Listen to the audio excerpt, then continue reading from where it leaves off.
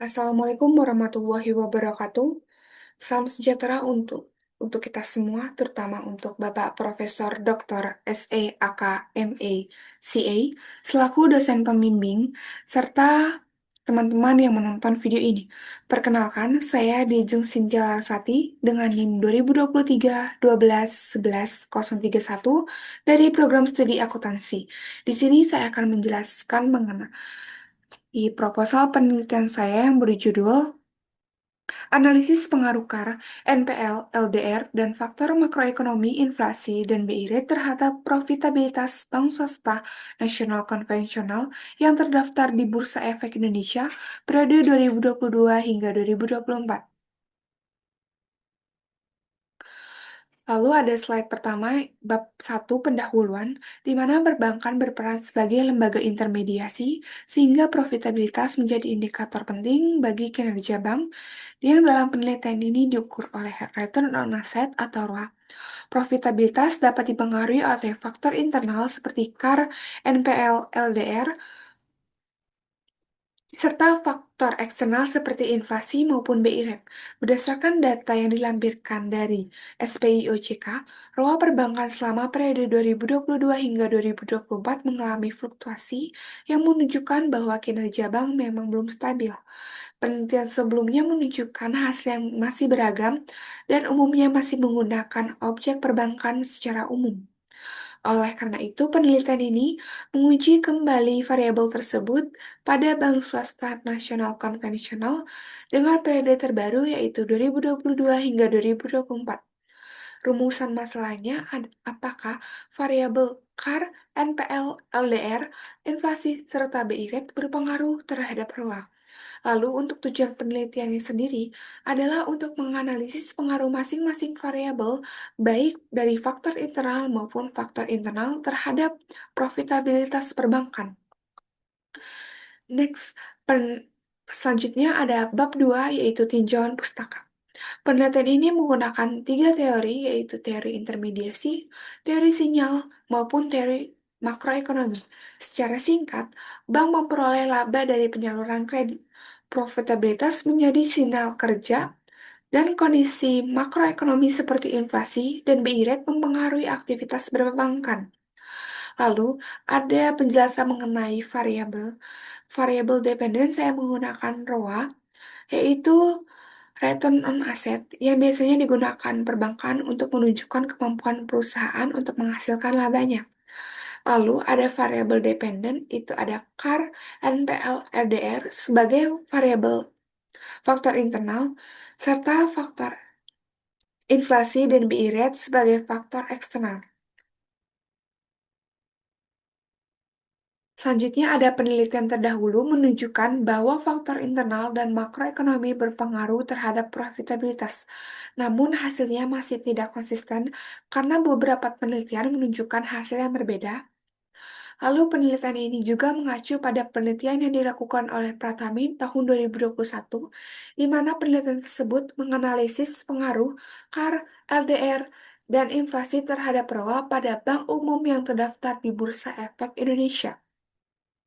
Namun penelitian tersebut masih belum memasukkan NPL sebagai resiko kredit dan BI Rate sebagai faktor makroekonomi, sehingga penelitian ini mengembangkan dengan menambahkan kedua variabel tersebut serta menggunakan objek dan penelitian yang lebih spesifik.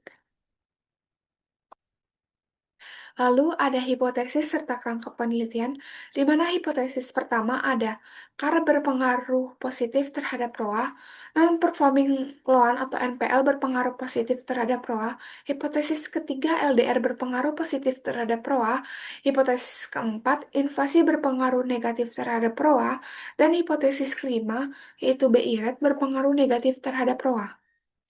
Lalu di sini ada kerangka penelitian yang menunjukkan bahwa seluruh variabel independen baik CAR, NPL, LDR, inflasi maupun BI Rate mempengaruhi profitabilitas. Next. Lalu ada bab 3 yaitu metode penelitian di mana objek penelitian ini adalah Bank Umum Swasta Nasional Konvensional pada periode 2022 hingga 2024. Penelitian ini menggunakan penelitian kuantitatif dengan pendekatan kausalitas karena saya ingin melihat hubungan sebab akibat antar variabel independen dengan variabel dependen. Lalu data yang digunakan adalah data sekunder dari laporan keuangan yang diperoleh dari website resmi Bursa Efek Indonesia dan data inflasi dan BI Rate yang diambil dari publikasi resmi oleh Bank Indonesia.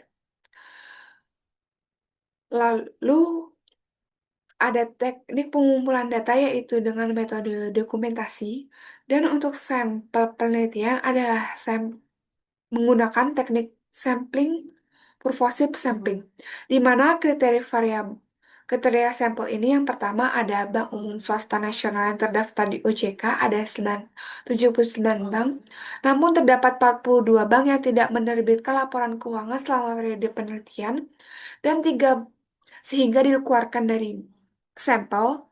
Lalu ada 3 bank yang tidak beroperasi secara konvensional sehingga dikeluarkan dari sampel. Lalu 0 bank yang tidak menyajikan laporan keuangan dalam mata uang rupiah sehingga sampel masih tetap. Dan terdapat 5 bank yang mengalami kerugian selama periode penelitian sehingga dikeluarkan dari sampel. Sehingga jumlah sampelnya terdapat 29 bank dengan periode penelitian sebanyak 3 tahun. Lalu untuk jumlah observasinya di mana ada sebanyak 87 data observasi. Next. Masih di bab 3 yaitu metode penelitian. Lalu ada operasional variabel ROA dengan rumus laba bersih setelah pajak dibagi dengan rata-rata total aset dikalikan dengan 100. Lalu ada CAR sama dengan total modal dibagi dengan total ATMR dikalikan dengan 100. Lalu ada NPL, total kredit bermasalah dibagi dengan total kredit disalurkan dikalikan dengan 100.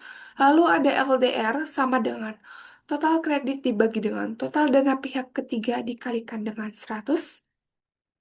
Lalu untuk data invasi dan BI Rate, saya mendapatkan data dari publikasi resmi yang dikeluarkan oleh Bank Indonesia melalui website resminya. Lalu, teknik pengolahan data saya akan menggunakan software eViews 12 dan teknik analisis data yaitu ada pertama statistik deskriptif